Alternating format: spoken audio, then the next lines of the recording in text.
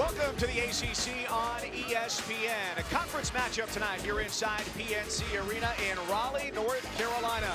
The Notre Dame Fighting Irish have made the trip from the Hoosier State, 10-4, 1-2 in the ACC, to take on the Wolfpack of NC State, an identical mark, 1-2 in ACC play. Glad to have you with us here courtside. My cousin Seth Greenberg. If we have learned anything from the beginning of conference play back in November to even last night, it's that you can't predict just about anything in the ACC right now. I'll tell you what you can predict. John Moody's going to get a double-double. A missed shot is a pass off the backboard for this big fella. He's relentless on the glass, and if you're going to play Notre Dame, you better run him off the three-point line. Over the last 6 games, they're averaging 15 made threes. On the other side, no C.J. Bryce. Last year against Notre Dame, he had 23, 5 for 5 from the three. Without Bryce, they need Markel Johnson to step up and dominate this game. Attack off the bounce, get in the lane, and more importantly, pressure the ball on the perimeter so that North Carolina State can run Notre Dame off the three-point line. NC State and Notre Dame with shorter rosters than they'd like right now. Rotations going maybe 8 deep. And the opening tip won by the freshman Manny Bates. It's into the hands of Markel Johnson. Kevin Keats with his starting lineup has all 3 guards that he's got right now in the lineup, along with Jericho Helms and Manny Bates in the front court. NC State needs to get Braxton Beverly going. He has struggled shooting the basketball the last 3 games. He can make some shots that will open up driving lanes. Helms' pass not intended for Beverly. He ends up with the 3 that goes wide, and no surprise, there's John Mooney for his first rebound. He is a relentless rebounder on both ends. He pursues the basketball on every shot.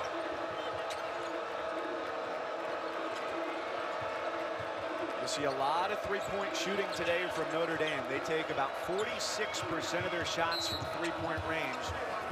3rd highest among major conference teams. And as we talk about shorter rosters today, Notre Dame is without Rex Pfluger, who's battling a knee injury, a bone bruise on his left knee.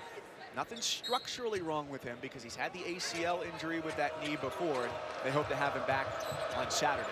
He's an incredible young man. He's a terrific leader. He's got a toughness about him. Although he's not playing, he's going to try to be involved in this game and help coach this team from the sidelines through his experiences. Yeah, not a big score, about 5 points a game for his career, but his leadership and his ability to distribute are missed on the court for at least tonight's game. You're going to see both of these teams play 4 round 1. 4 perimeter players, 1 post player, trying to open up the floor, use the three-point line as spacing. Mooney, a disruptor there on the lob for Bates. High-low in close proximity between Durham and Mooney, and a second chance opportunity for Mooney, the senior from Orlando. Bates doing a great job contesting that first shot, one of the leading shot blockers in all of college basketball. If you're going to bring it to him, you better bring it into his body. Mike Bray, the winningest coach in Notre Dame in its basketball history. He's got his team, Seth, playing faster than they have over the last several years, which started back at about 6 weeks to go in last season. Yeah, they're 66 in average length of possession. Think about the last 3 years. They're 298, 303, and 282. They actually practice with a 20-second clock. He wants to play ahead of the defense. That swirls around and in for Jericho Helms. Helms needs to be aggressive offensively. In the Clemson game, he had 9 early points and kind of disappeared. They need his shot making. They need his versatility. Goodwin pull up from 13, front rims it. Rebound ping-pongs out for T.J. Gibbs with a floater. Gibbs, the senior, really has a good feel for the game. Terrific passer, takes care of the basketball, sees plays. He needs to knock down threes, which he's shooting at a high level, and he needs to also get into the paint. Helms likes his speed against Mooney's size, and he's got all 5 for NC State. And that's a really good offensive possession with good spacing. And more importantly, you're making John Mooney defend. Go at him, make him defend, maybe get him in foul trouble. That's the best way to keep him off the glass. Mooney, not your average big man, though. A little bit more of a challenge to guard for the forwards for NC State. Will shoot the 3 from time to time.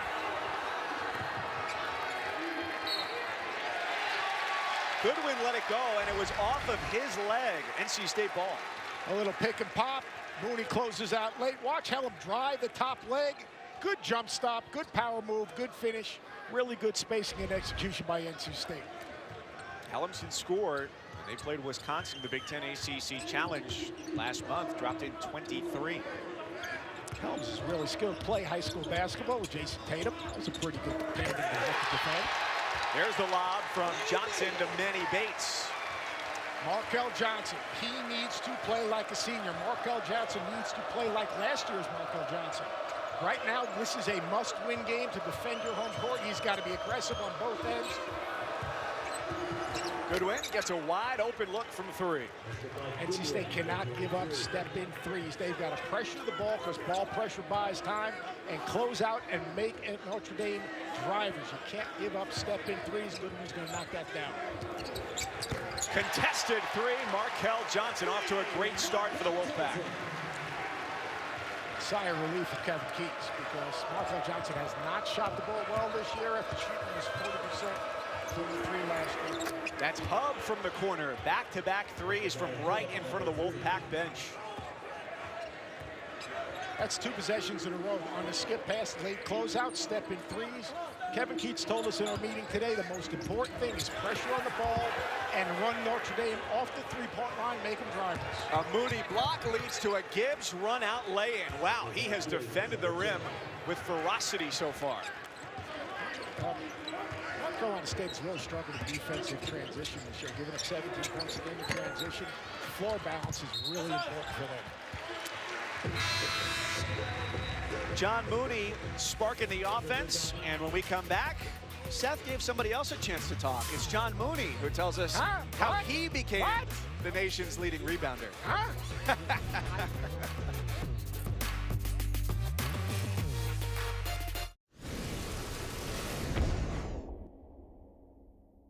John, you're not a good rebounder, you're a great rebounder. I used to say that a missed shot is a pass off the backboard. When that ball goes up on the rim, what are you thinking? Yeah, I just have the mentality that every shot's going to be a miss.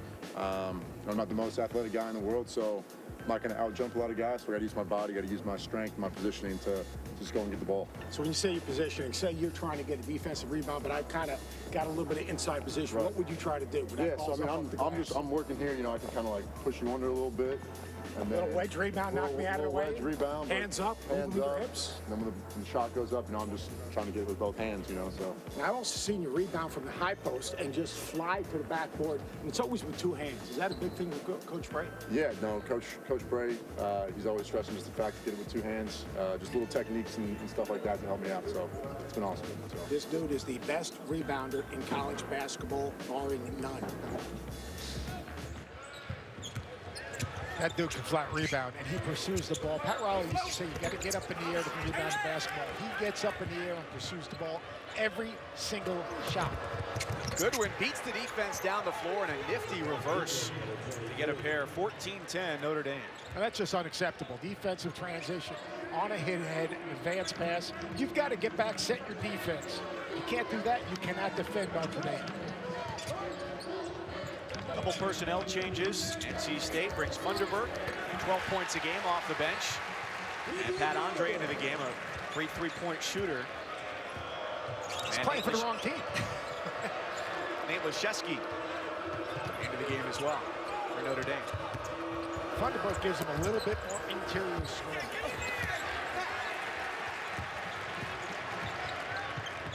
And as it pertains to John Mooney, whereas Johnson takes a tumble and turns it over. Mike Bray said of John Mooney on his radio show last week, a lot of credit goes to Ryan Humphrey, the assistant who played at Notre Dame and had a long professional career. Talked to him at practice. He takes none of the credit. He goes, it's all on Mooney. This is a guy who works harder than anybody I've ever coached. I'm blown away by one thing right now. John Mooney's a great rebounder. But what do you do listening to Mike Bray's radio show? Who listens to a college coach's radio show?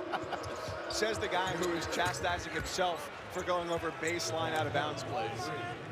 That's a big time 3 right there by Prentice Up. When they play faster, they're more freed up, and that's exactly why Mike Bray is playing faster. By the way, if you're going to listen to something, you should listen to the world's greatest podcast with Greenberg and Dockage courtside. Had a great interview with Tom Crean this week. Clearly, I've got enough time on my schedule to do both. Exactly.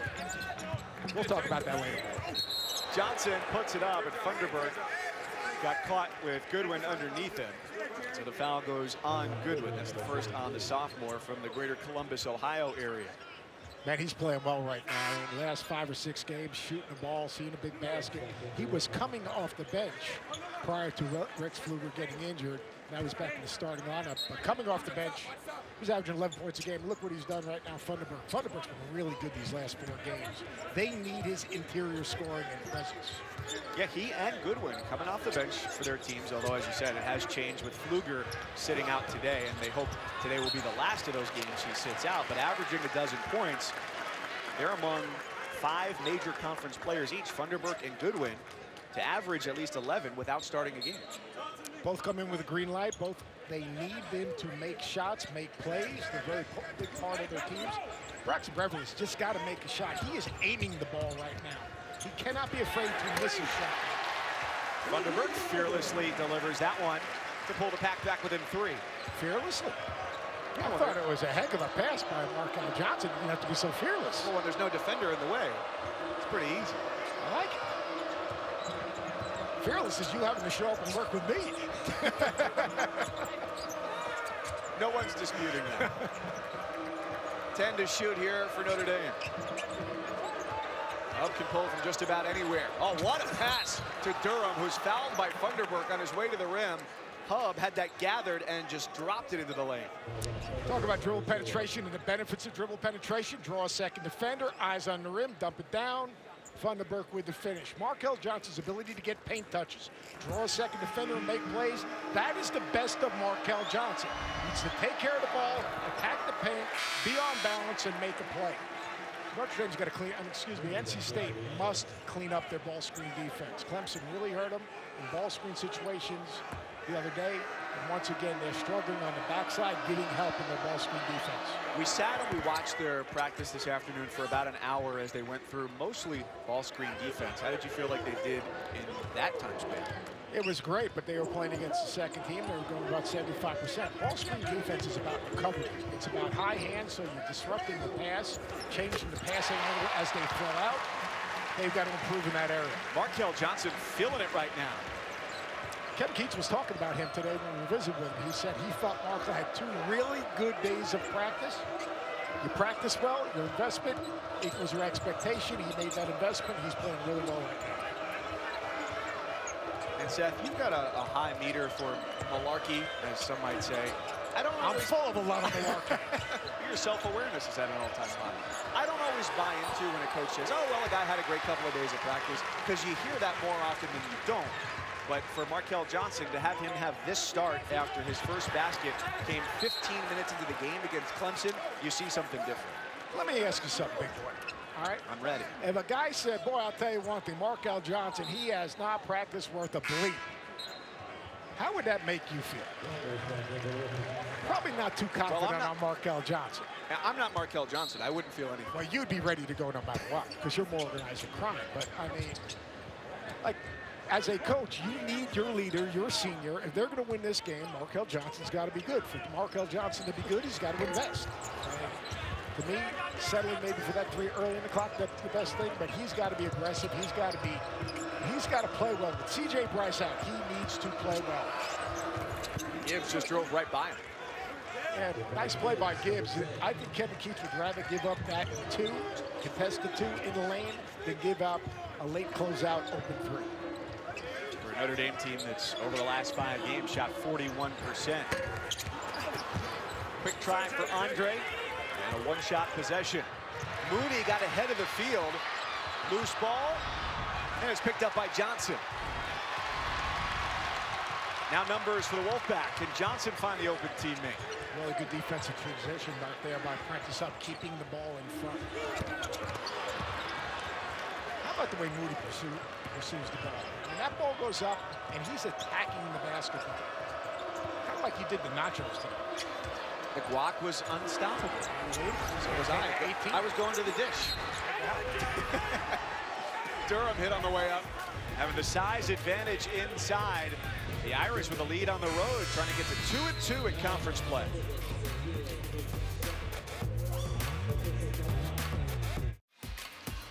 ESPN's exclusive presentation of college basketball is brought to you by Lexus. Experience amazing. And Pizza Hut. No one out-pizzas the Hut. Two national titles for NC State, 74 and 83. And now the head coach is Kevin Keats. Year number 3. You know his head coaching experience before this at UNC Wilmington, spent time on the bench under Rick Pitino at Louisville, but where you really got to know him was as a high school coach at Hargrave Military Academy. Yeah, the prep school coach at Hargrave Military Academy. He has incredible people skills. He's a terrific teacher. He connects with people. Guys want to play for him. He had an incredible program there. I think I had 7 players that played at Hargrave Military Academy that played for me at Virginia Tech. Better person than he is a coach, and he is a terrific basketball coach. What was it about the players that he coached at the prep level that made you want them on your college team? Well, they were held accountable. They were not enabled. He coached them hard every single day, but he loved them to death. He made sure they did the right things on the court, off the court. They were in a uniform and marching every single day at Hargrave. It's not easy. When they came to us, they were ready to compete in the ACC. Along with Seth Greenberg, Mike Cousins, glad you're with us tonight here in Raleigh, North Carolina. Conference game number 4 of the season, both for Notre Dame and for NC State. Equal marks of 1 and 2 in the ACC. That's the 4th turnover for Notre Dame. That's a high number for them, only averaging about 9.5 turnovers a game. They got to run the ball to their hands. The active hands of NC State is very important. Manny Bates on the backside. The lob has been there for the Wolfpack in the early going as Funderburk has to sit with 2 fouls. So a lot placed on the shoulders of Bates. That last possession, Bates gets behind the defense. Good vision by Markel Johnson. See the pressure on the ball right now, pushing Notre Dame out a little bit. Look for them to drive it. That matchup right here. Size advantage for Mooney, and he splashes it through. John Mooney, last game, as they defeated Syracuse in Central New York. Had his 11th double-double of the season, 28 points, 14 rebounds. 11 double-doubles this year in 13 games. He did miss 1, and his 8th consecutive double-double. So pressure on the basketball is so important. Really nice play. Dribble penetration gives Notre Dame a chance to get to the offensive glass. NC State, good push right here. Another stop at the rim. See, this is the difference in Notre Dame right now. They are playing faster. They're looking to push in transition, play ahead of the defense, which gives them more freedom and lets them play more on instinct. And the biggest guy that's benefited from this, Prentice Hub. He's 3 for 3 from 3-point range. Hub is healthy this year.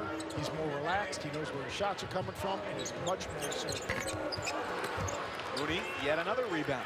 This is a team that returned a lot of familiar faces this year. They did have some turnover.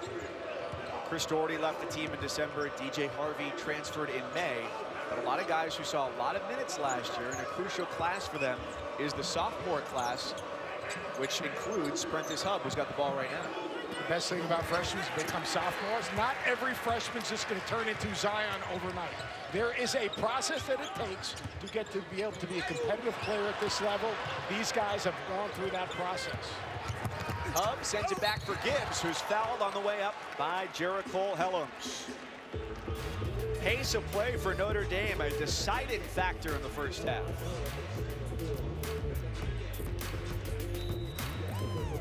But what Notre Dame really does well are things that take discipline. Yeah, discipline, like good defense. One of the things, fouling negates hustle. They don't foul. They keep you in front. They contest shots and limit you to 1 shots. They don't turn it over. And more importantly, they make the extra pass. They play for each other. They share the ball. They have a good, better, best mentality. Give up a good shot to get a better shot to get the best shot. They're a terrific passing team. And it's Gibbs at the free throw line here. He took the bump from Jericole Helms right before the break. A foul on Helms, Beverly, and Funderburk is tethered to the bench right now for NC State with 2 early fouls, hurting them in the front court. How do you get tethered to the bench? How do you get tethered to the bench? Well, we've got 20 minutes at halftime, and I will introduce you to the concepts of metaphor, simile, and other rhetorical I devices. appreciate that. It'll be fun. It's at Syracuse education. Seth Greenberg, I lifelong went learner. to Fairleigh Dickinson, Harvard on the Hackensack. I didn't graduate that big time fancy communications school. Just a small school in Central New York. Into the post here for Danny Dixon. And when they've got foul trouble in the front court, that's where he sees some time. Andre not able to connect just yet. And a foul as Leszewski hits the deck. You know, Big Nate right there, that was a big-time rebound. He is an elite shooter. Hasn't shot it great thus far this season, but he's doing other things. He's defending, and more importantly, he's putting his nose in there and rebounding the basketball. He's going to make shots, but while he's struggling shooting the basketball, he's doing other things to help the team win. Well, look at that. Where did he get that shirt? Look at that. Seth Greenberg basketball camp. He came to training camp, came to 4 weeks of camp in Avon, Connecticut, where he was a young fella. And what a great kid, what a great family. His dad played at Wisconsin. His sister does too. She's a junior there, Abby. Played volleyball with my daughter Jackie. I should say senior. Beg your pardon. Did you peg the Division I talent then? He was a Division I shooter at a very young age. Now that wasn't the same shirt he wore at camp because he was obviously just a small little fella back in the day, but I'm really proud of him. The kid really has a good feel, can really shoot the ball, high basketball IQ, and he's learning how to compete. Like that rebound he had a second ago, that's a traffic rebound, and he put himself in position to rebound the ball. Playing with a guy like John Mooney is really good for him because he's learning to do other things. One of the things they both do well is go for a loose ball with 2 hands. Got to go with 2 hands. 6:25 first half. Notre Dame by 7. Mooney works his way to the rim, and the southpaw tries just wide. Nice job, Daniels holding his spot, walling up, keeping Mooney in front, playing with some high hands.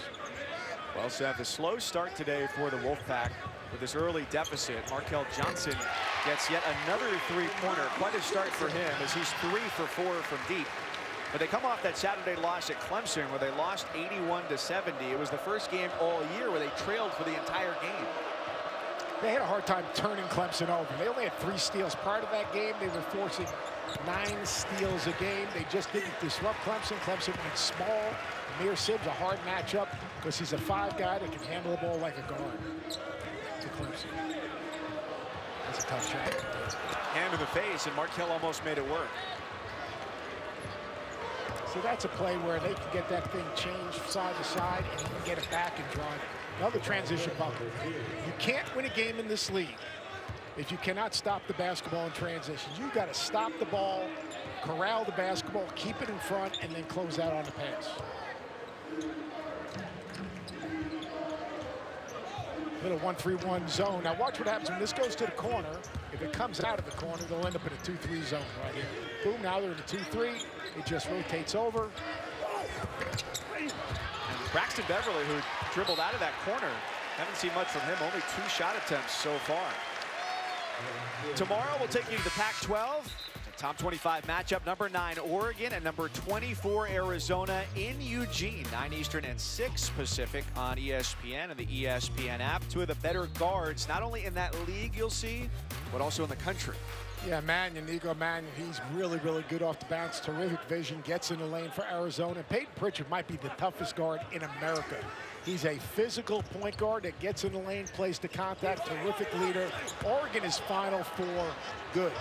They're hard to play against, and to me, and Folly Dante, the big kid that they just got eligible, changes them some.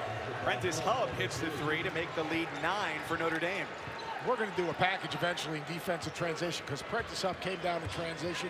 You've got to stop the basketball. They don't. He knocks down the 3.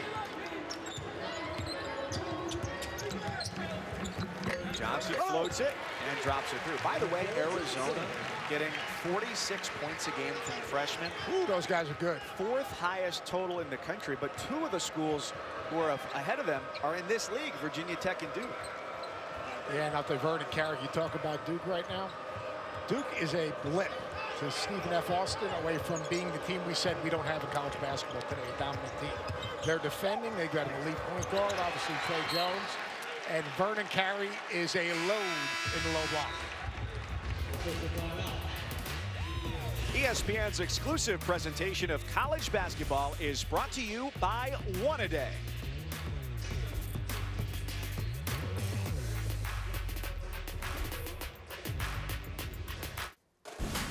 Kev, Dallin, and Farney coming up on the E-Trade halftime report. We'll check in on Florida State, one of the teams to beat in the ACC this season.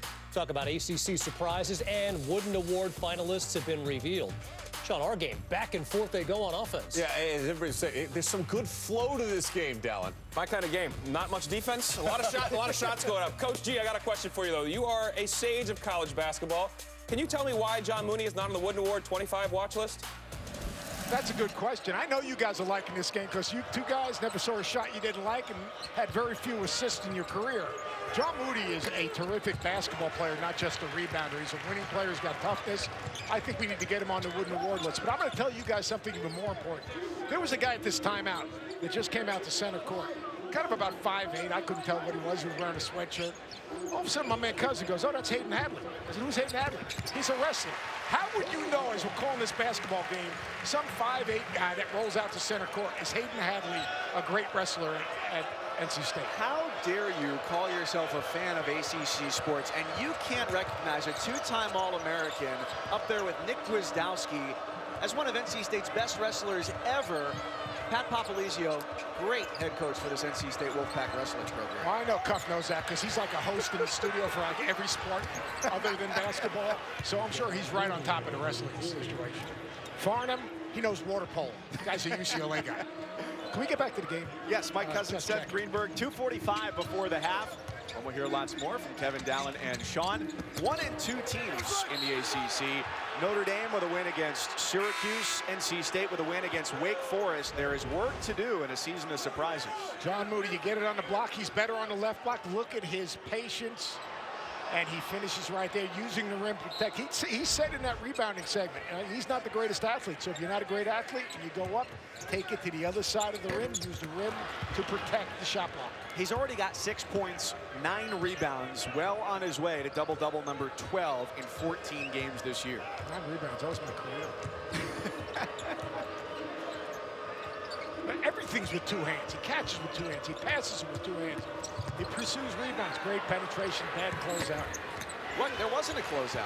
That's why it was bad. Nobody pursued. Good observation. You know Hadley, and you know there was no closeout. Johnson with a hand in his face. Too quick. Daniels contested, and it's tipped by Bates off the backboard. Shot clock resets to 20 for the Wolfpack, down by 7. They've got to move the ball side to side right now. The ball's getting stuck. Make one extra pass. 2-3 zone right here. They got Bates behind the defense. Oh, that was big right there. The 2-point try is good for Braxton Beverly. Braxton Beverly needed to see the ball go in. I thought he'd get a little fist pump out of him. That is huge. You can hear the way this crowd reacted to that.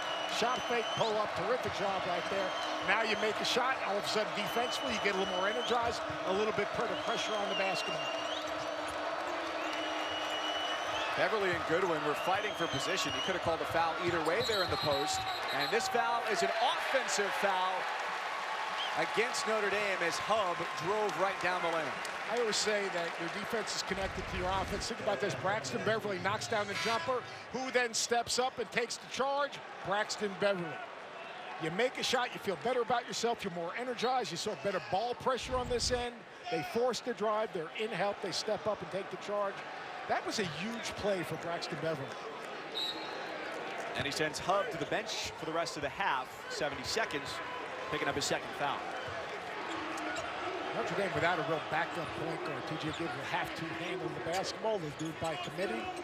This zone right now, look to see if they can get something inside out. Really good pass right there. Ellen's trying to go against Durham, and his long arms win out on defense. The ball comes into the middle of the zone. If you don't have a scoring opportunity, you got to redirect that thing quickly. Nice job of matching up by Notre Dame.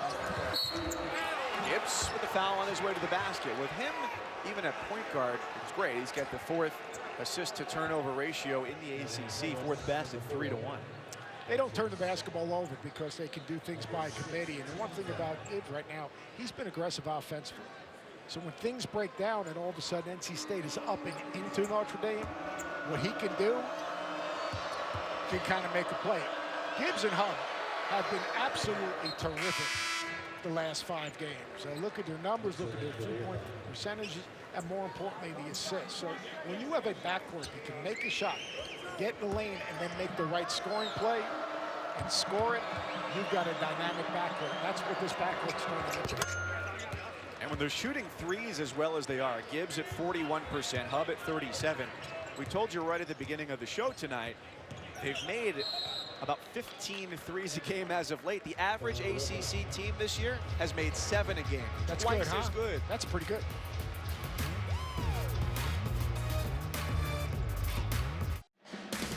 Seth, I already know you have no plans Friday night, so here, let me give you some. Watch the NBA on ESPN. It starts Pelicans-Knicks from MSG, 7:15 Eastern. And then to Dallas, the Mavs host the Lakers, who are leading the Western Conference. Everything's Friday, the NBA on ESPN, as well as on the ESPN app. So you got the Knicks and the Pelicans, that's the lottery finals, and you got the Lakers and the Mavericks. That could be the Western Conference finals. Luka Doncic is absolutely incredible. His feel for the game, his size, his strength, that team is really connected. They're defending better, coming back out in this 1-3-1 Notre Dame right here. Watch when the ball goes to the baseline. If it gets to the baseline, once it gets to the baseline, they throw out, it'll convert to a 2-3 zone. Beverly to the basket and scores. And some bad news for the Wolfpack just moments ago. We saw Markel Johnson going off to the locker room. Notre Dame's going to call timeout here and stop the clock with 6.6 before the half. You're in 1-3-1 zone. You got to keep the ball in front of you right there. Beverly got a split. You cannot get split. When you're in a 1-3-1 zone, that point and that wing, they've got to put you in a soft trap. Beverly did a nice job of getting in the lane and finishing. Those 2 baskets by Beverly are huge for NC State. His ability to make shots and see the ball go in could carry over to the second half.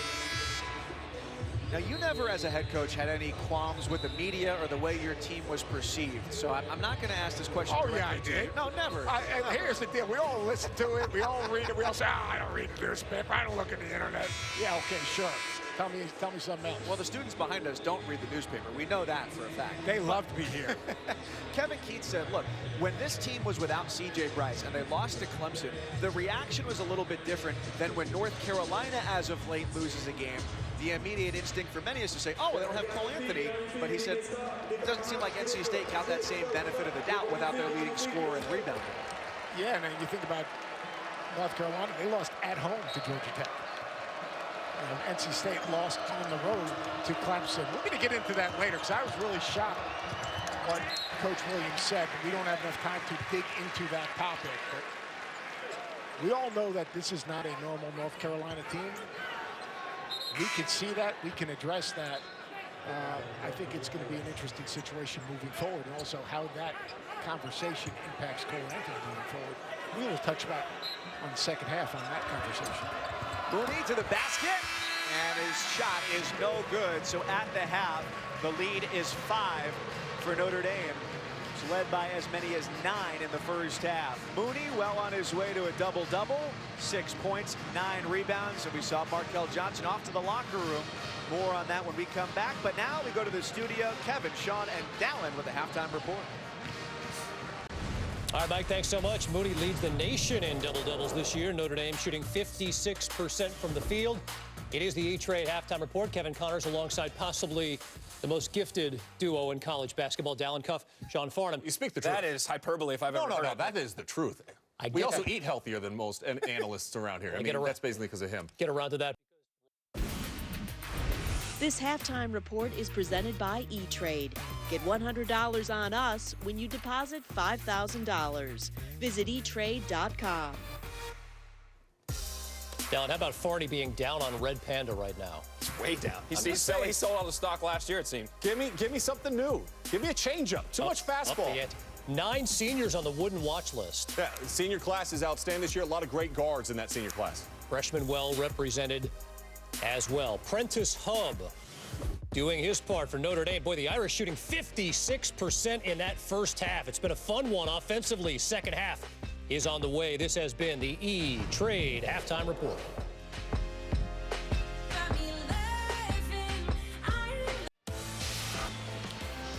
Back here getting ready for the start of the second half. Notre Dame and NC State. John Mooney, the nation's leading rebounder, well on his way to his 9th consecutive double-double. Now the other side, Markel Johnson, leading the Wolfpack with 13 points. We saw him go to the locker room holding his hip, back spasms. The official word, his return questionable. He just came back out onto the court, the last member of the Wolfpack to return to the floor coming out of the locker room at the half. Notre Dame is led by as many as 9. The lead is 5 right now here after one half. Glad you're back here with us. Mike Cousins, Seth Greenberg. What do you want to see from both teams down the stretch here? Well, it depends on what Markel Johnson can do. If he can't play, the ball is going to be in Braxton Beverly's hands. He's got to push it, get him some paint touches, and also score it. And on the other end, he's got to be able to defend the ball. The biggest thing for NC State is defensive transition. They've been outscored 8-0 in transition. They're giving up 17 points a game right now this season in transition. They got to clean that up if they're going to win this basketball game. Notre Dame has shot it well. They get almost half of their points from three-point range, 3rd highest among major conference teams, and 5 of 7 to start, including a nice start from Prentice Hub, who controls here, has been key to their lead. They've got to keep Hub out of the lane. They've got to set their defense in transition and stop the ball a little higher. And then offensively, they've got to do a better job now of getting the ball moved side to side at NC State. The ball got stuck a little bit towards the end of that first half. Same starters for both teams that began the game here in the second half as well. Mooney now with 8 points to match his 9 rebounds. And he's so patient around the basket, right? Like his ability to move his man on the bounce and then take the ball to the other side of the rim and use that rim as a protector against the shot blocker like Manny Bates. So questionable equals yes for Markel Johnson. It went off holding the back. He kicks it out. Devin Daniels front rims it, and it's tipped out of bounds by Helms. It belongs to Notre Dame. Right now, NC State needs some energy. Markel Johnson went out. He's back. They need some type of energy. They need to create a turnover, get in transition, get an easy bucket. They're extending their defense right now. The big thing right now, they extend their defense. Look for Notre Dame to throw over the top, and if they throw over the top, you've got to close out to those shooters. It's an impossibly hard team to turn over. They do it about 9.5 times a game on average, which is best in the country, and that's where Mike Bray's team has been, is top 10 in each of the last 5 years. They're a terrific pass and catch team. They pass with 2, catch with 2. They play with good spacing. But Prentice Hub might be the most improved player in the country. The confidence he's playing with right now, his ability to make plays, get in the lane, finish, knock down the 3. Markel Johnson's out there, but he does not have a burst to his game right now. No, he looks like he's playing at about 60% of his regular speed of which he's capable. Thought about the 3, takes it. And the rebound snatched away from Mooney, but the pass errant by Daniels. Hub steps through the lane and goes off glass for 2. Kevin Keats needs a quick timeout. Largest lead in the first half was 9 for Notre Dame. They've now given themselves a new large advantage at 11. Prentice Hub was absolutely terrific. Watch a little jump stop, split, finish. Hub start the second half on a run.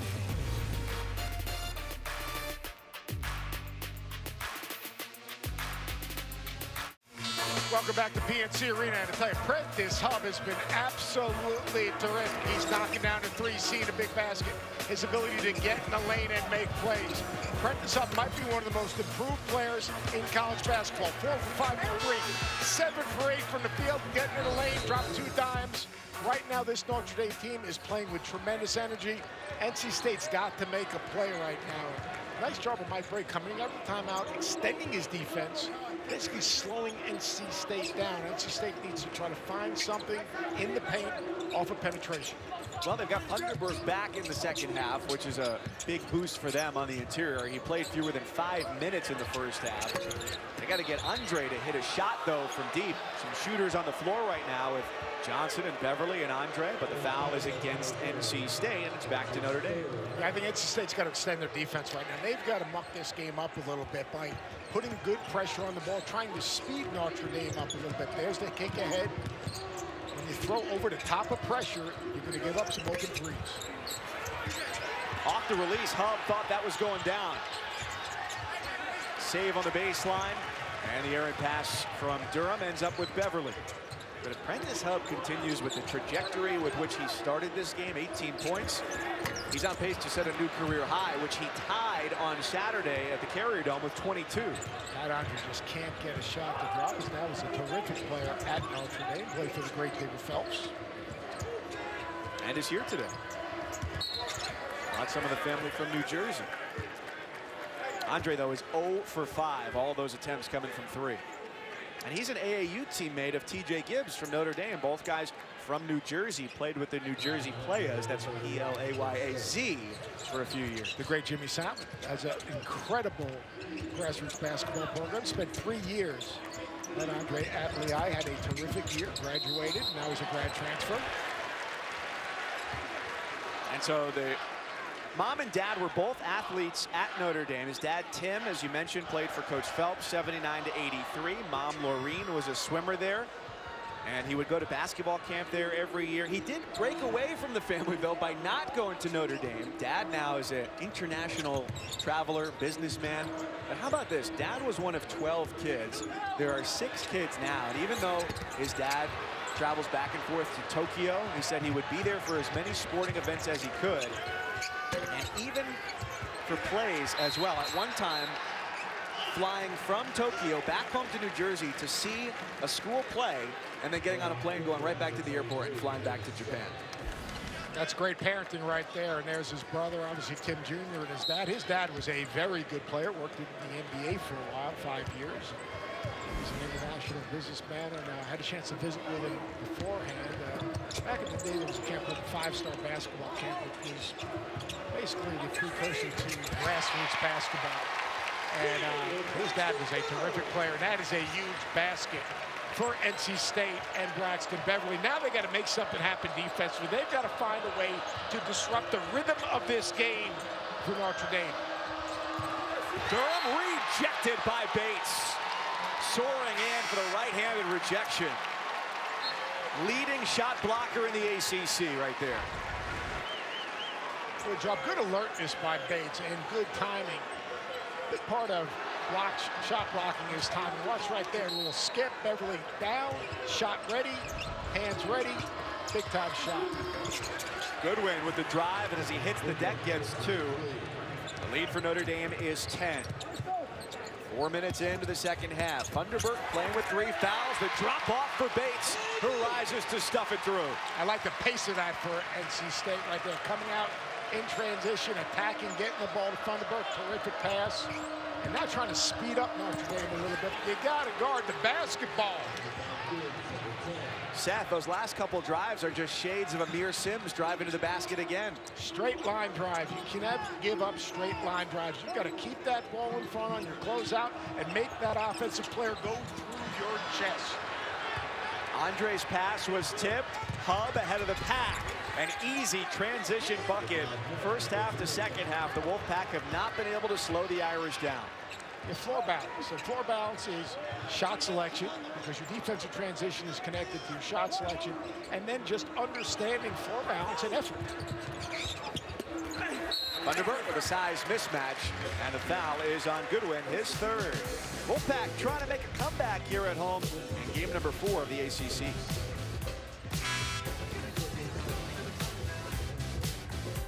The College Football Playoff National Championship game. Number 1 LSU, number 3 Clemson, January 13th at 8 on ESPN. Who am I? I've never lost a game in my college career. In my last 7 games, I've thrown 22 touchdowns and no interceptions. I am Clemson quarterback Trevor Lawrence, and I'll be winning the College Football Playoff National Championship. It's funny, I thought I was sitting next to Madonna over here. I'll tell you who I am. I'm Joe Burrow. And I'll tell you what, go Tigers. Here's my 8th touchdown pass, because you know what? That dude drops dimes. Go Tigers, Coach O. I'm all over it. Would you like any of this hair? You seem to be missing quite a bit. That's a bad look right there. Look, oh, my goodness. I'm going to frame that and hang that at home. That'll be your avatar. I got a flag. That'll be my downfall. That was classic. He is Seth Greenberg. I, in reality, am Mike Cousins, for better or for worse. And we've got Notre Dame and NC State. 5 minutes gone in the second half, and so far it's been still Notre Dame's game.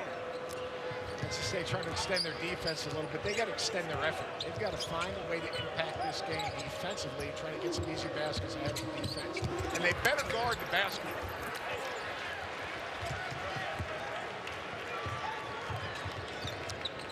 I don't think we're going to see Markel Johnson again. He had no burst. It's unfortunate. C.J. Bryce out there leading scorer, they're leading rebounder. We're talking about the two best players for this NC State team that are not able to play right now. And you're losing an average with those two on the bench. Johnson, 13 points, team leader with 7 assists, and Bryce at 16 points. Almost 40 points combined between those two players on average. 40 points in experience. A senior and a fifth-year senior. C.J. Bryce, remember, he started at UNC Wilmington with Kevin Keats. He understands the DNA, he understands the identity, he understands the culture. And then Markel Johnson, big play, a chance for a 5-point play right here. Over the back foul by Notre Dame. Called on John Mooney. Going up for the block there, and it's back-to-back fouls on Mooney. In disbelief at the call there from Bert Smith. Funderburk's a guy that can take over a game in a lot of ways. He can take over a game by protecting the rim. He can take over a game by getting to the offensive glass and finishing around the basket. The energy in this building needs to change. They need to extend their defense, and then in the half court, when they get into the half court, they've got to guard the basketball, keep it in front, force Notre Dame to shoot a contested shot so they can get out in transition. Funderburk, last 3 games, he's made almost 3 out of every 4 shot attempts. His field goal percentage would lead the ACC, but you need to have 5 field goals a game, and he's at 4.5 coming in. And this is the way Kevin Keats wants to play. Now a little more aggressive with that pressure.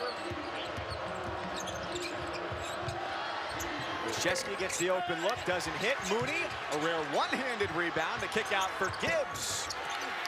Another offensive board, Krzyzewski fighting Funderburk. And the foul's going to be called there on Devin Daniels. It looked like a clean strip in live action. The interesting thing is, though, that possession was in NC State's favor because they sped Notre Dame up. Let's look at this play right here. Is this a foul on 24 White? I guess it was. Great back tap right there by Krzyzewski. And that's what I'm talking about. He's not making shots right now, but he's keeping the ball alive. And Krzyzewski's called for the offensive foul. Kevin Keats is going to get a warning right here. He's outside the box. It's my most hated unit in college basketball. Well, should coaches just be allowed to roam anywhere? No, they should be allowed to roam anywhere. Like, to me, I think if you're coaching your team, you should be able to extend past the box. If you're absolutely having a conversation with the official regarding a play, then it needs to be enforced. I think it's intent. The intent is to make sure the coach is coaching his team and basically leaves the officials alone. Too many times it's called the wrong way. Now an offensive foul called on Daniels. They get a little chippy right now.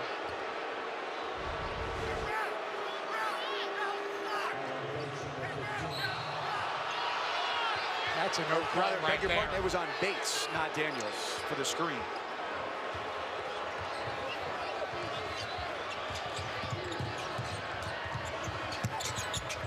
Krzyzewski tees it up.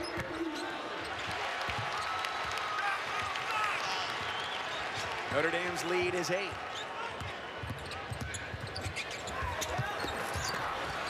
Mooney's got the rebound, quick outlet. Notre Dame with a 5-on-3 advantage.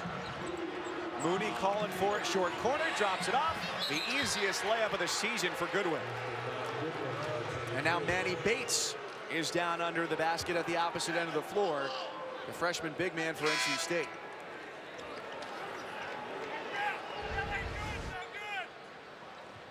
Bates attacking the glass.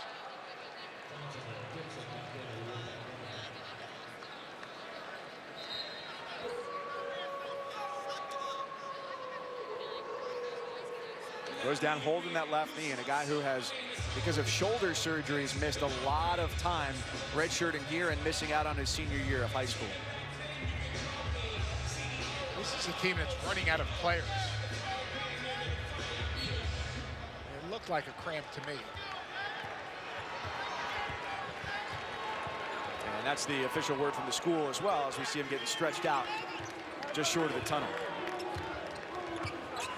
This was a year coming in where Kevin Keats felt like he'd really be able to implement the up-tempo, super up-tempo pressure style he wanted to play.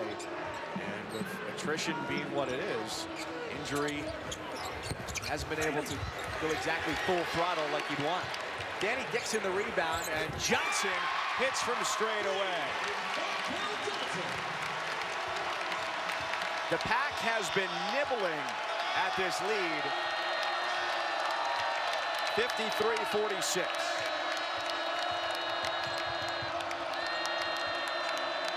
Look for Notre Dame to try to get something in the paint right now.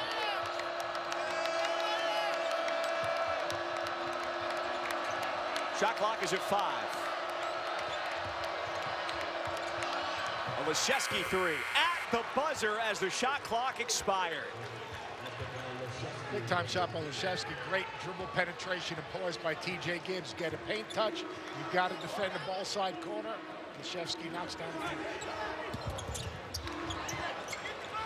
Haitian offense. Notre Dame shooting 50%, 6 of 12 from 3 tonight. And it's better than what their average has been as of late. Helms has the answer for NC State.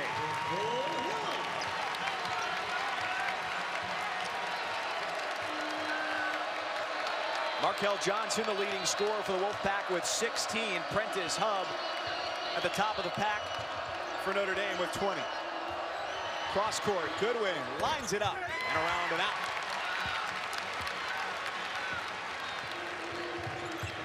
Both teams fighting for their second ACC victory of the year. 1 and 2 for each squad. Dave staying in that 2-3 zone, just trying to keep the ball in front, keep the ball out of the lane, contest the shot, and rebound the basketball. They're just trying to right now earn the tempo of the game a little bit by the change of the defense. Does it help them to guard Funderburk as well? Well, it keeps him in the middle of the zone, but you cannot get back in this game. These are straight line drives that you just got to keep the ball. They're what I call melting on ball screens, melting on drives. When that guy starts to drive the ball, you got to put that ball handle right on your chest and keep it in front. You can't melt on the little ball. Beverly's miss, rebounded by Dixon. Here's Funderburk spinning and scoring. Danny Dixon there in the post. It's only the 6th game he's played in this year, and this is their 15th game as Bates gets ready to come back in and take Dixon out of the next whistle.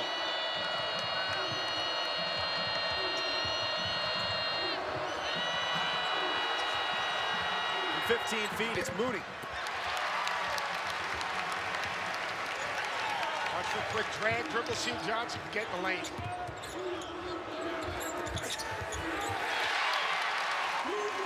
It's 58-53 as NC State tries to claw back for a lead. The last time they were in front, it was 10-7. A 5-point game, 9:29 to play.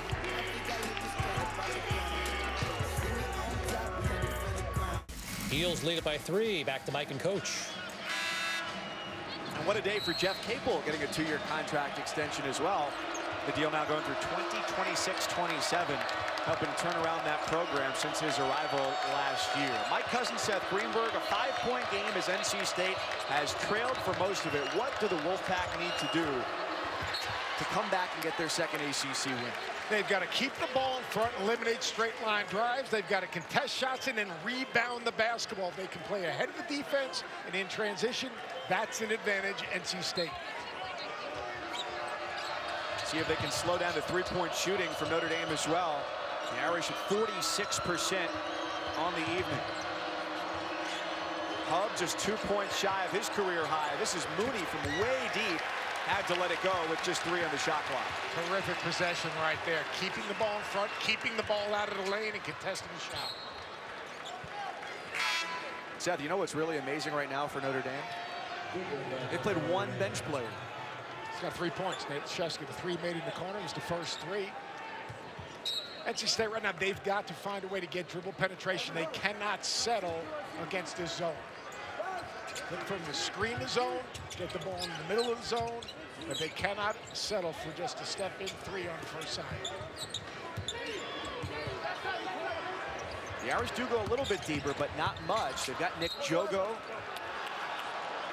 Only played 54 seconds against Syracuse on Saturday, and a walk-on, Elijah Morgan, freshman out of New Orleans. So far, 6 guys in, and the lead remains at 5. Right now, Notre Dame's got a little bit stagnant.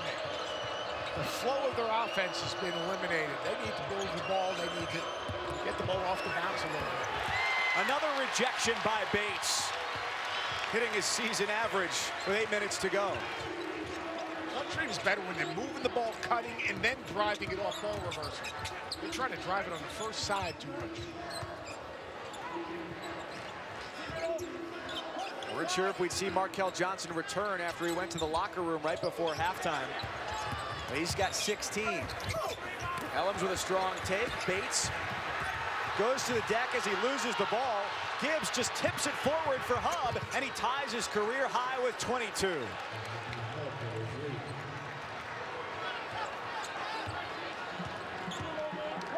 So back-to-back games for Prentice Hub where he scored 22 points.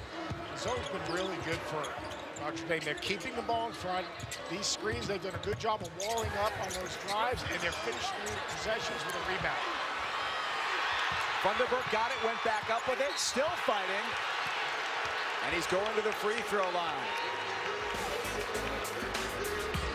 A contentious battle that's coming down to the wire in Raleigh.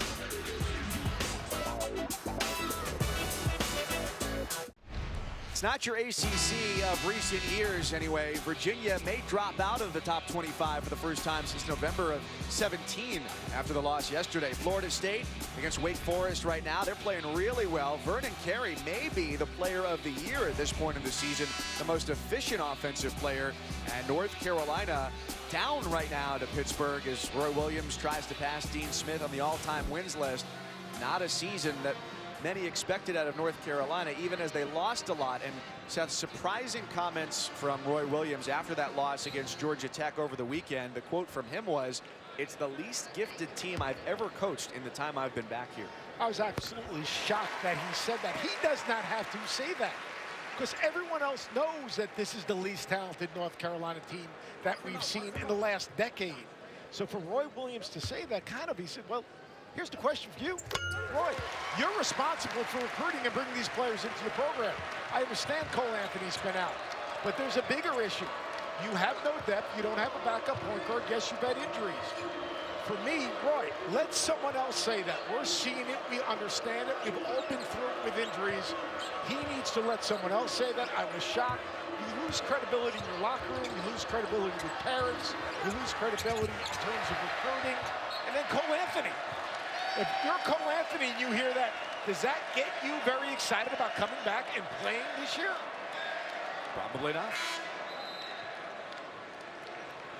Tell you what, Florida State's the real deal, though. They are. They've won 13 of 14. They lost to Indiana ever since their season opening loss at Pitt. That I think they'll look back on and maybe scratch their head a little bit when the season's over. But they've got 10 players averaging at least 10 minutes a game. Them and Duke are as deep as anybody in this league. You think about it, they lose 2 NBA players. Trent Forrest, David Purcell, MJ Walker, Patrick Williams, and elite young talented 6'9" freshmen. They are the real deal. They're a second weekend potential Final Four team. Beverly just off on a 3 that would have made it a 2-point game, but Funderburk keeps it alive. Florida State is Rodney Dangerfield of the ACC. Beverly again, and it's 60-58.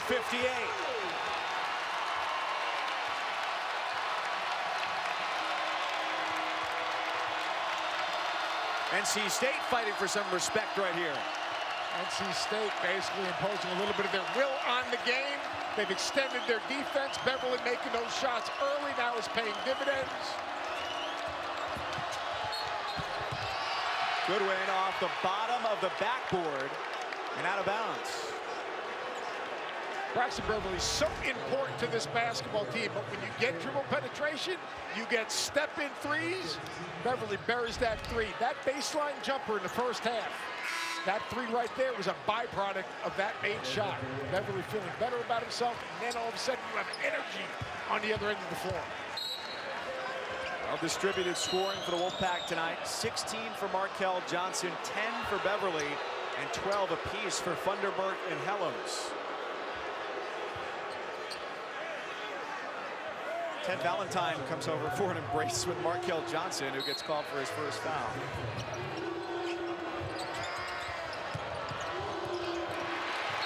Tipped by Daniels. Stays with Notre Dame. Good hands by Coach Keats. Coach Keats catching with two hands. One hand catch is not very good. If you're going to press, you got to meet the ball and you got to catch it with two hands. 17 on the clock. Let's see what Notre Dame tries to do. I would expect them to attack the paint. They need to attack the paint on some type of flat ball screen. Gibbs sends it wide. Three was halfway down for Hub. NC State has a chance to take the lead here for the first time since 3.5 minutes had ticked off the clock. Funderburk thunders his way to the basket and will stroll to the charity stripe.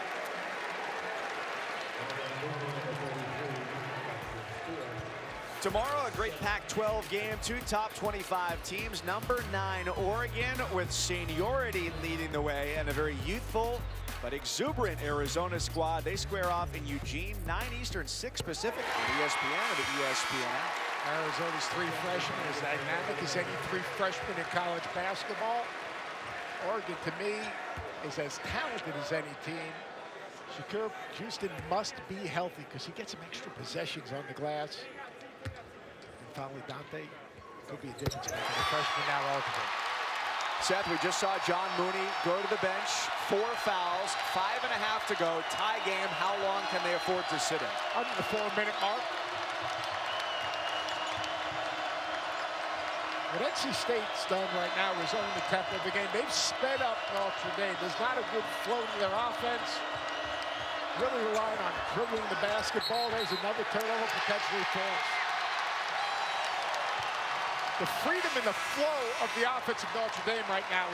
The ball is getting stuck. They're pounding it too much. That's not Notre Dame basketball. Notre Dame basketball is make the next pass, cut hard, reverse the basketball, then attack. Well, you said the timeout under 4 minutes. Mooney came back in about 30 seconds of real time later. Senior, I really trust him. 4 fouls for Mooney, who's got 13 boards today, 2 points shy of his 9th straight double-double. Johnson back rims it, Bates knocks it into the arms of Gibbs. Blackberry going back a little man-to-man right that possession. They're running too much set offense right now, Notre Dame. Notre Dame's best when they're running their motion, getting the ball reversed, opening up the floor, and making NC State the guard more of the floor. Remember Kevin Keats said to us before the game, he wanted to get up and under and make Notre Dame drivers. He's run them off the three-point line and did a good job with that. Beverly for the lead. Notre Dame looking to run where they got a good number of points early on. And now there's a whistle as Beverly has come up limping right in front of the NC State bench. Left ankle appears to be the problem there for Beverly. So far today, we've seen Markel Johnson right before the half go to the locker room. Manny Bates had a cramp in his left leg, and Beverly is the latest among the wounded for NC State. Along with C.J. Bryce, their leading scorer, out for a 3rd straight game with concussion symptoms. Inside for Mooney, a flick of the wrist, and the lead is back to Notre Dame. Really nice job of getting that ball reversed quickly. Mooney gets a post up, nice finish. Another foul stops the clock. Another double-double for John Mooney. Will it be a win for Notre Dame? NC State fighting back.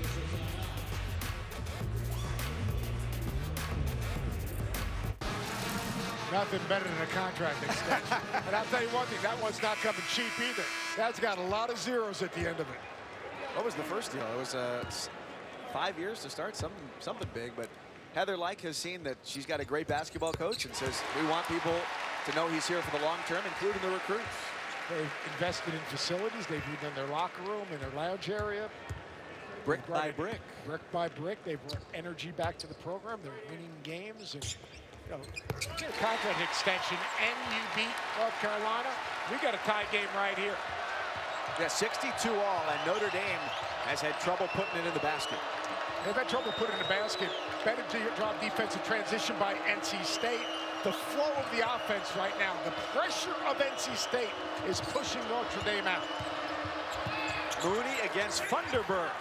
And it's Mooney who comes away with the lead-taking bucket. Really good execution. Getting Mooney on the block and back-to-back possession. Johnson going to work on Hub. Space cleared by Bates to tie the game at 64. Both teams going to the best player.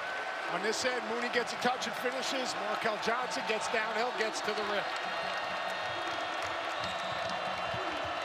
Goodwin to Mooney. And with Johnson underneath the basket, an easy two for Mooney. Full timeout taken here by Notre Dame as they're up 66-64. That's a play that NC State worked on in their walkthrough. It's just a horn set. I mean, there's a foul at the foul line extended on either side. They came off John Mooney. He rolls. They lifted Durham. They were able to get the ball reversed and knock it right into the post. Watch right here. Hub's going to come off of Mooney. He's going to roll the basket. Leshevsky lifts. No rotation. He gets right to the low block and finishes. It's simple horns action. You got two post players. You can lift Leshevsky because he can shoot the three. You got to stay home. The weak side defender has got to rotate over and give help. Terrific execution by Notre Dame. Tonight after the NBA on ESPN, stick around for SportsCenter with Scott Van Pelt. They'll be joined by Tim Legler to break down Luka Doncic's night.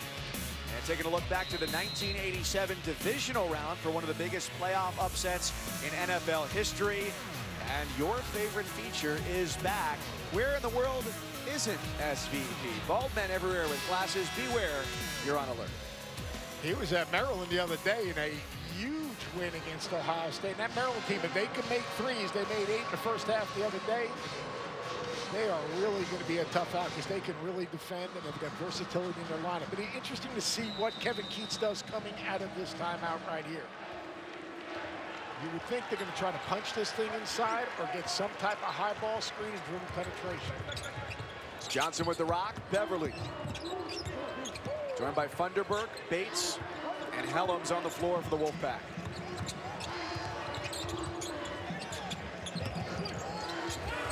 Johnson, an off-balance floater.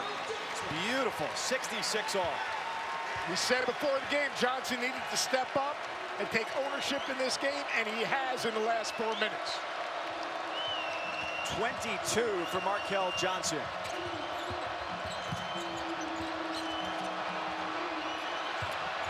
Mooney works from the block.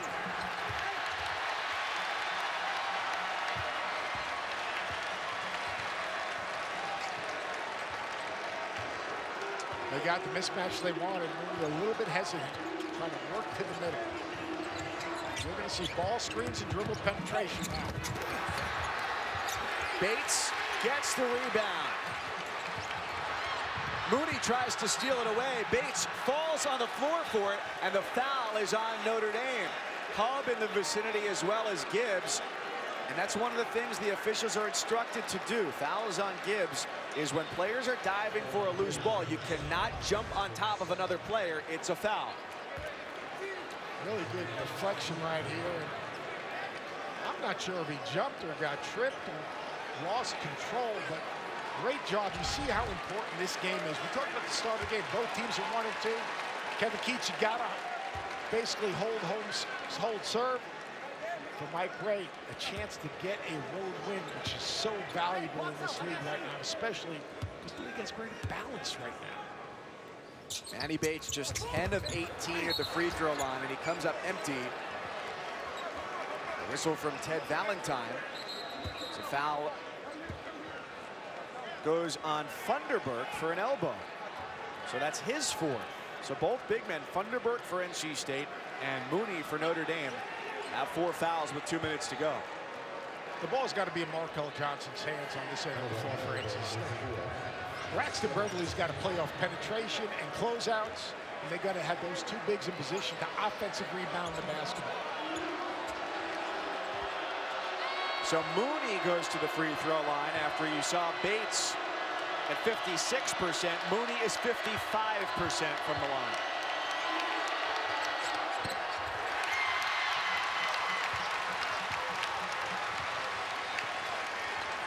Spacing will be key, opening up the floor for Markel Johnson. The ball screen and the kick out for Beverly. Hub right on top of it. Funderburk on Mooney, who's got 4 fouls, and now he's got 5. The day is over for John Mooney.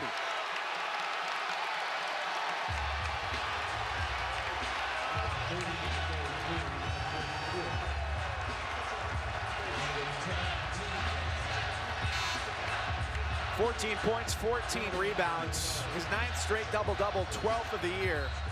But he comes off the floor at the time when they need him the most. They need him the most because the last few plays, Notre Dame went through him. Great job of Kevin Keats playing at Mooney. And a good job of Funderburk not settling, but getting to the middle of the floor. When you're a low post player, especially a righty, you want to get to the left block and work to the middle, attack the chest of the defender. Really good job of Kevin Keats coaching, making Mooney have to defend the low block.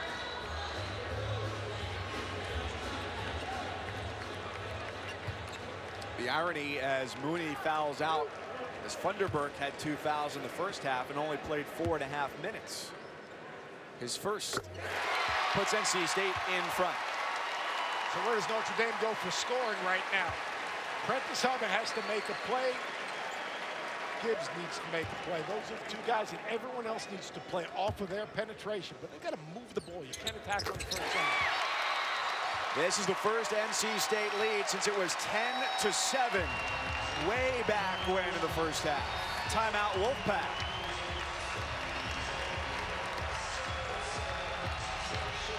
NC State has been absolutely terrific in the last 10 minutes of the game. They've been the aggressor. They've made Notre Dame respond to them.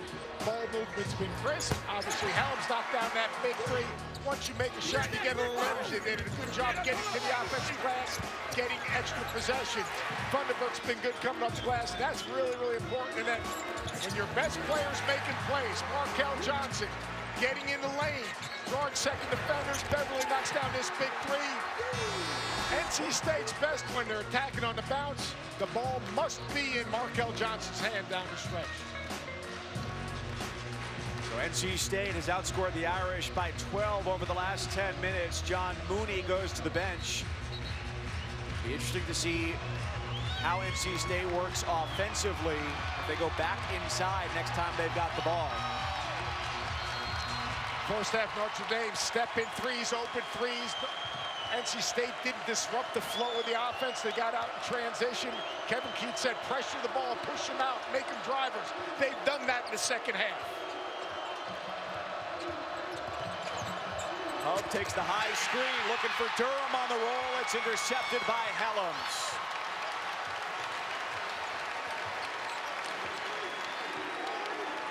They stayed with Hub. Shrink the court on the weak side. Great job right there defensively. Much better ball screen defense. They go in some zone. I still think they'll try to screen the top of the zone and get Markel Johnson in the paint. With 3 to shoot, Johnson flips it up and in. The lead is 4 with under a minute to go. And a foul on the Wolfpack.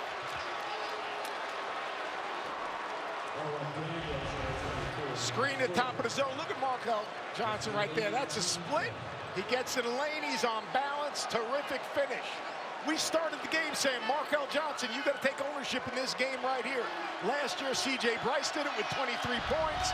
The second half, Markel Johnson has taken over this game, getting in the paint.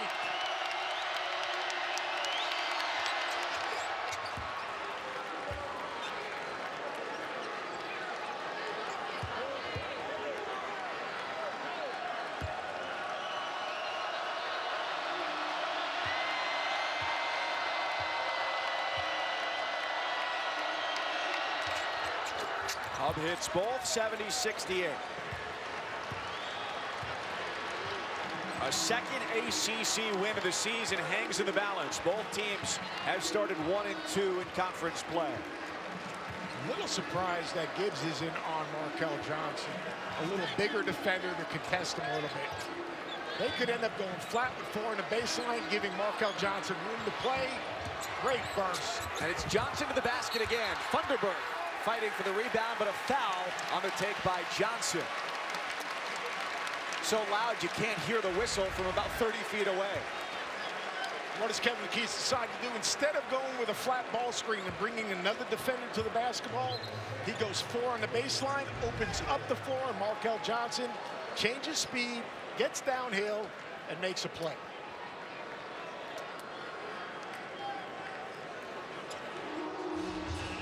Foul was on Leschewski for Notre Dame, his third. Kevin McKee's with some terrific decisions down the stretch. The decision to attack Mooney on the block, and then the decision to put the ball in Markel Johnson's hands. And notice there's 4 offensive players on the baseline. It opens up the lane. And this dude has gotten downhill the last 10 minutes of this game. The blocking foul on Leschewski, the secondary defender who failed to eclipse the semicircle under the basket. So Johnson to the line.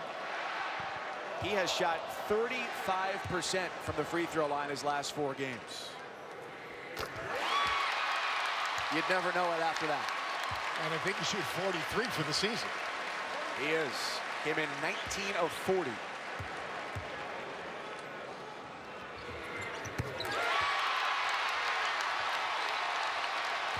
So here they go, a 4-point game.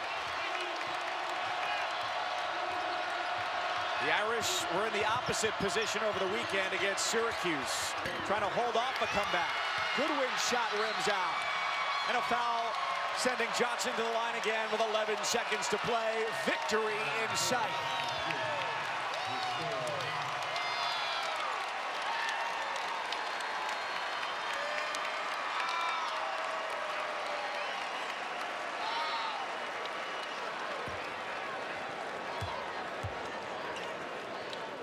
What a terrific effort by NC State. And it started on the defensive end. It started by them extending their defense, speeding Notre Dame up. Notre Dame kind of settled a little bit offensively. And then that dude right there on the free throw line, he took over the game off the bounce, empowering his team. A corner 3 from Leschewski, no good. Tipped up and out by Durham. Over the weekend, NC State lost to Clemson. They trailed the entire game.